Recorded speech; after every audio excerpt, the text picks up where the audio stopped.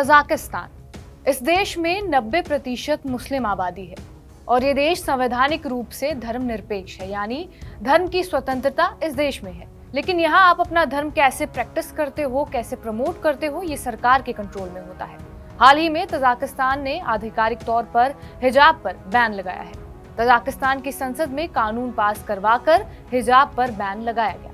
कानून में कहा गया है, राष्ट्रीय संस्कृति और परंपरा को ध्यान में रखते हुए विदेशी कपड़ों के आयात, बिक्री, प्रमोशन और उन्हें पहनने पर बैन रहेगा।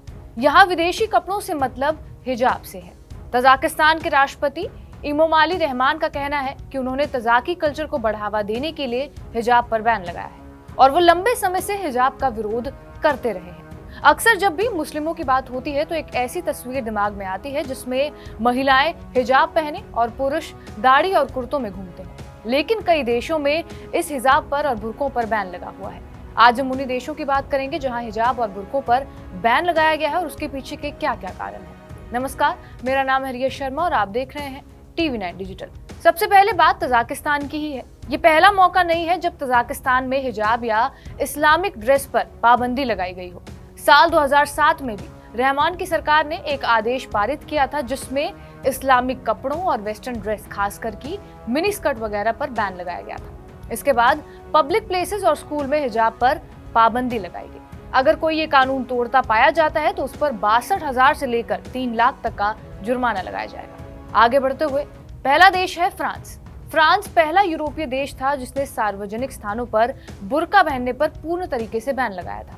इस देश में साल 2000 से पहले स्कूलों में हिजाब पहनने को लेकर आपत्ति जताई जा रही थी, जिसके बाद जुलाई 2003 में जाकर राष्ट्रपति जैक्स शिराक ने स्कूलों में धर्मनिरपेक्षता और धार्मिक प्रतीकों के बीच बातचीत की जांच के लिए एक कमीशन बनाई।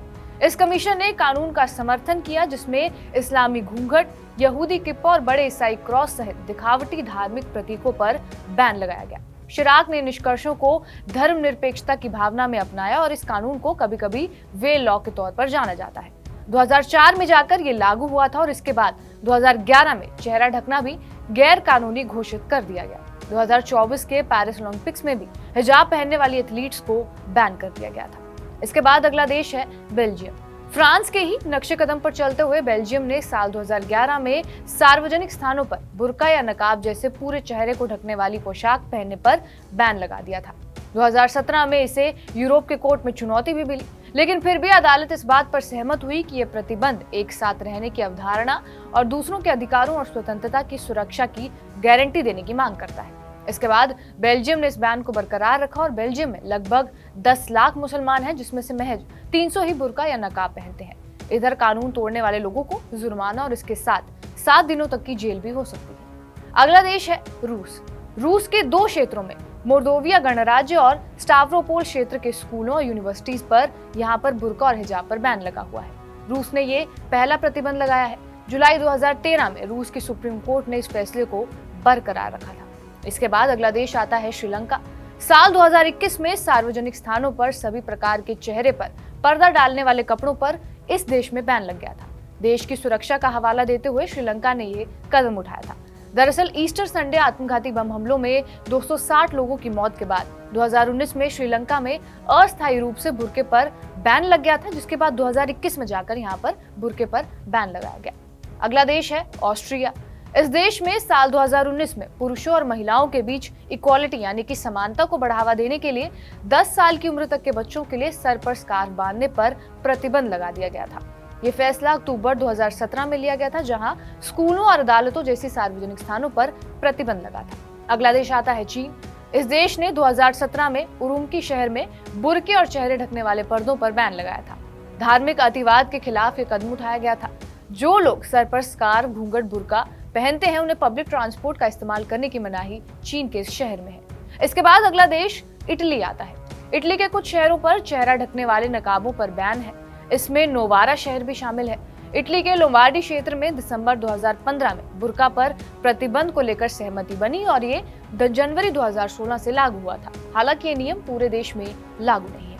आगे बढ़ते हुए स्विट्जरलैंड। इस देश में मार्च 2021 में बुर्का और नकाब पर बैन लगाया गया था। हालांकि इसे मुसलमानों के लिए काला दिन कहा गया था। स्विट्जरलैंड की 80 लाख की आबादी में करीब 3.5 लाख मुसलमान हैं।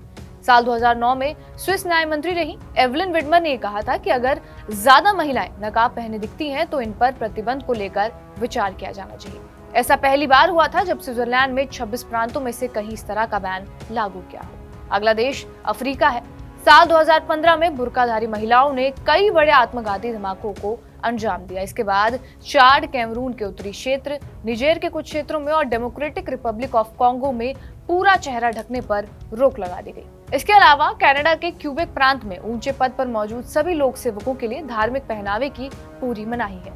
तो ये हमने आपको बताया उन देशों के बारे में जहां पर बुर्का और हिजाब पर बैन लगा हुआ है। बहरहाल आपका इस वीडियो पर क्या कुछ कहना है हमें कमेंट सेक्शन में जरूर बताएं। बाकी देश और दुनिया की तमाम बड़ी खबरों के लिए बने रहिए हमारे साथ TV9 डिजिटल पर।